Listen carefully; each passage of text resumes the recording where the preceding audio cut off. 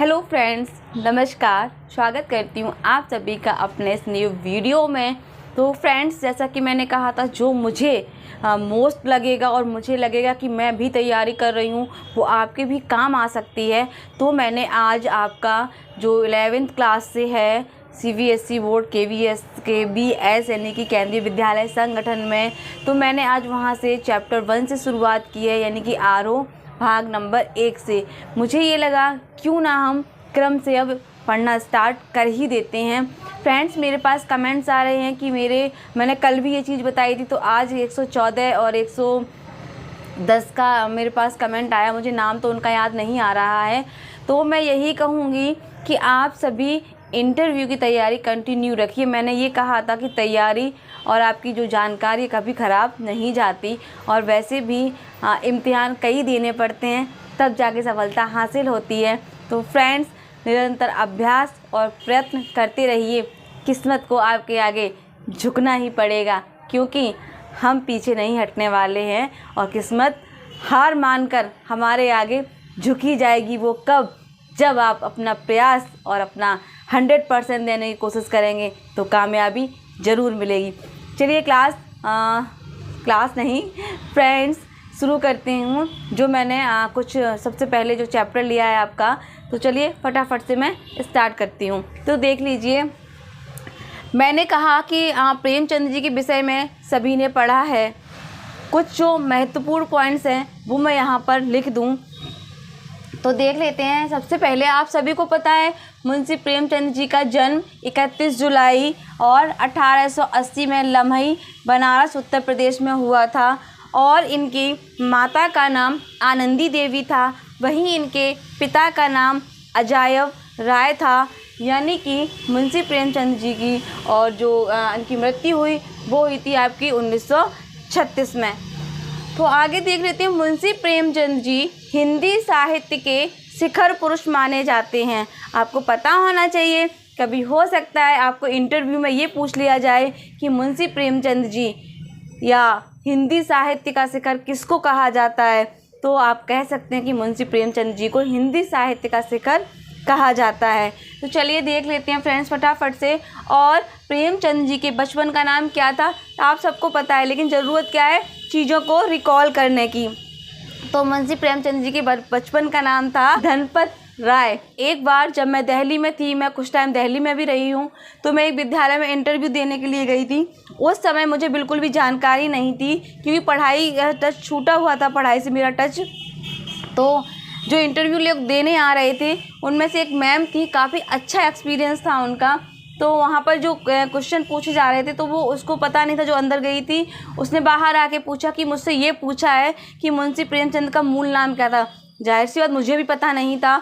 तो एक काफ़ी अच्छी टैलेंटेड बैठी थी, उन्होंने कहा कि उनका जो नाम था मूल, वो धनपत राय था। उस दिन से मुझे याद रहा, और जब मैंने पढ़ना शुरू किया तो फिर याद हो गया। तो उनका मूल नाम क्या है? धनपत राय। ये छोटी छोटी चीज़ें फ्रेंड्स इंटरव्यू में ही पूछी जाती हैं। उनको पता है आप विस्तार रूप से पढ़कर आए हैं, लेकिन आपने छोटी छोटी चीज़ों पर ध्यान नहीं दिया है, वो वही पॉइंट्स पकड़ते हैं। आप ये देखिए, जब आप देंगे इंटरव्यू तो आप इन चीज़ों को नोट करेंगे। तो चलिए देख लेते हैं।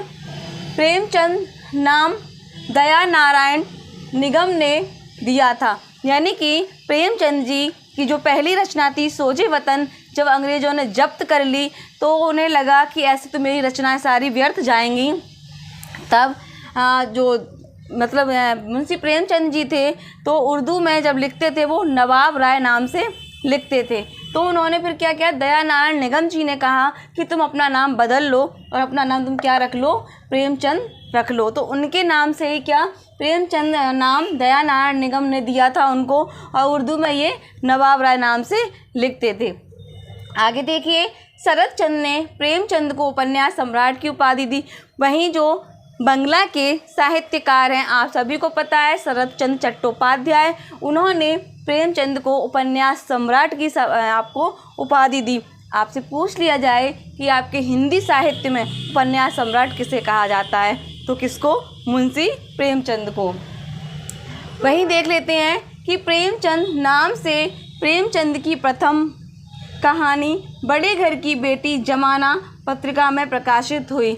यानी कि प्रेमचंद के नाम से जो इन्होंने सबसे पहली अपनी जो कहानी लिखी थी फ्रेंड्स, वो इनकी कौन सी थी कहानी, मैंने यहाँ लिखा हुआ है प्रेमचंद की प्रथम कहानी बड़े घर की बेटी, सबसे पहले इन्होंने इस नाम से लिखी थी, प्रेमचंद नाम से, तो वो जमाना पत्रिका में प्रकाशित हुई। सभी ऑलमोस्ट ज़्यादातर लोगों को पता ही होगा, लेकिन मेरा काम है सिलेबस के अकॉर्डिंग चलना। तो आपका आरोह भाग 1 में सबसे पहला पार्ट आपका मुंशी प्रेमचंद जी ही हैं। तो हमने कहा फटाफट शॉर्ट्स नोट्स में कुछ बेहतर जानकारी ले लेते हैं। तो प्रेमचंद की हिंदी भाषा में, ये महत्वपूर्ण है, प्रेमचंद की हिंदी भाषा में एवं देवनागरी लिपि में, हिंदी भाषा में और देवनागरी लिपि में लिखी हुई पहली कहानी सौत है। कौन सी? सौत है, जो सरस्वती पत्रिका में 1915 में प्रकाशित हुई थी। यानी कि जो प्रथम कहानी देवनागरी लिपि में सौत है, वो सरस्वती पत्रिका में आपकी 1915 में प्रकाशित हुई थी। आगे देखेंगे, मानसरोवर कहानी संग्रह है, जो कि 8 भागों में है। ये सभी जानते हैं कि मुंशी प्रेमचंद जी का जो कहानी संग्रह है वो मानसरोवर के नाम से है और उसको 8 भागों में बांटा गया है। तो मैंने यहाँ पे वो नोट डाउन किए हैं, उनकी डेट और उनमें कितनी कितनी कहानियाँ हैं। तो ये ज़रूरी है। कभी कभी प्रश्न ऐसे भी पूछ लेते हैं कि मुंशी प्रेमचंद जी के मानसरोवर जो कहानी संग्रह है, उसके दूसरे भाग में कितनी कहानियाँ संकलित हैं। क्वेश्चन एग्जामिनर है, क्वेश्चन कहीं से भी बन सकता है, क्योंकि आपके सिलेबस में है तो पूछना तो बनता है एग्जामिनर का, यानी कि इंटरव्यू में आपका पूछना 100% उनका बनता है आपसे। तो मैंने कहा क्यों ना पहले हम इनको तैयार कर लें। तो मानसरोवर भाग 1 में फ्रेंड्स 1936, जिसमें 27 कहानियाँ हैं। जैसे मैंने यहाँ पे 2 लिख दी हैं, बाकी आप लोग अपना अच्छे से पढ़ सकते हैं और डीपली देख सकते हैं। तो यहाँ पर देखिए 1936, जिसमें 27 कहानियाँ हैं। जैसे शिकार 1910 में, पूस की रात 1930 में। मानसरोवर भाग 2 1936, यानी कि 1936 में भाग 1 भी है और 1936 में भाग 2 भी है। तो कहानियों का अंतर है, यानी कि आपकी इसमें कितनी कहानियाँ हैं? 27 कहानियाँ हैं, ठीक है। और वहीं भाग 2 में कितनी कहानियाँ हैं? 26। भाग 2 में 26 हैं। वहीं मानसरोवर भाग 3 में कितनी है? 32 कहानियाँ हैं, ठीक है। भाग 1 में 27, मानसरोवर भाग 2 यानी कि 1936, दोनों की डेट एक ही है, 26 कहानियाँ हैं। भाग नंबर 3 1938, यहाँ डेट चेंज हो जाती है। 1938 में कितनी कहानियाँ हैं? 32। अब आ जाता है आपका भाग 4 1939, यानी कि 20 कहानियाँ हैं, ठीक है फ्रेंड्स। 20 कहानियाँ हैं। अब भाग 5 1946 में उनकी कितनी है? 24 कहानियाँ। यानी कि मुझे कुछ महत्वपूर्ण लगे कि हो सकता है एग्जामिनर ये कहे बहुत हो गया, मैंने बहुत पूछ लिया, अब क्यों ना थोड़ा मानसरोवर के विषय में पूछ लें और बच्चों से ये पूछ लें कि इनके भाग 1 में कितनी कहानियाँ संकलित हैं, भाग 3 में कितनी कहानियाँ संकलित हैं। इसीलिए मैंने फ्रेंड्स बनाने का प्रयास किया है। तो देखिए भाग 5 1946 में हुआ तो कितनी? 24 कहानियाँ हैं। अब भाग 6 यानी कि 1947 में हुआ है तो इसमें कितनी है? 20 कहानियाँ हैं। वहीं पर भाग 7 में कितनी है? 1947 में। इन दोनों का डेट सेम है, ये देखिए आप, ठीक है। यानी कि भाग 6 और 7 1947 में ही रहा, लेकिन कहानियों का क्रम बदला हुआ है।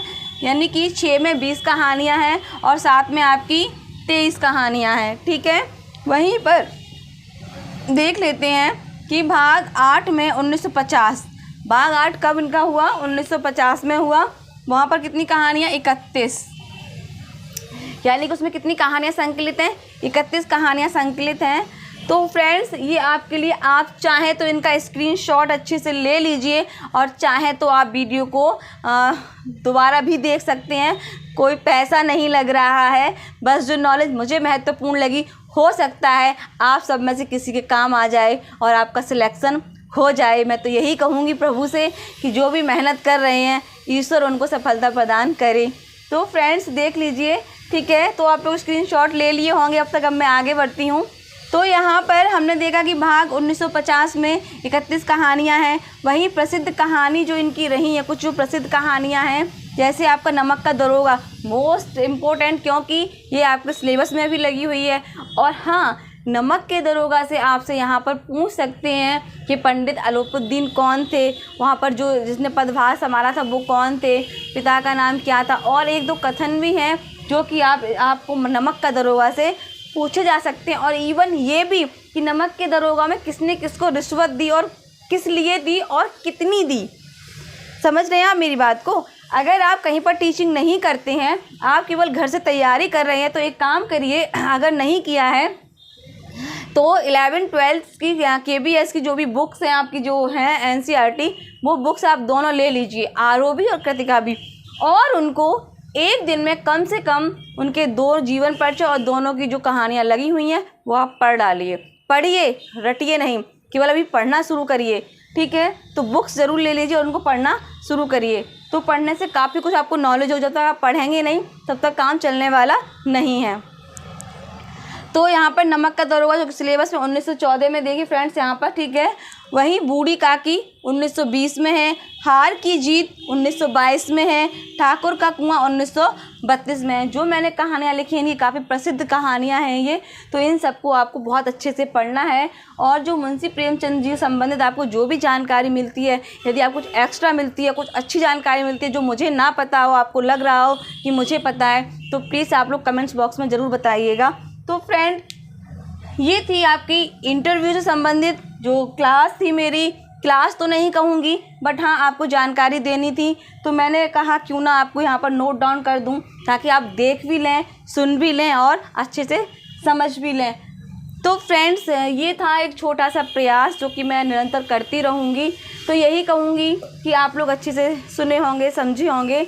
तो फ्रेंड्स, ज़रूर कोशिश करिएगा। और जैसा कि मैंने बताया, आप टेक्स्ट बुक जो अपनी है KVS की 11th-12th की या TGT PGT में भी हैं, जिसकी जो अकॉर्डिंग वो अपनी तैयारी बिल्कुल जारी रखें।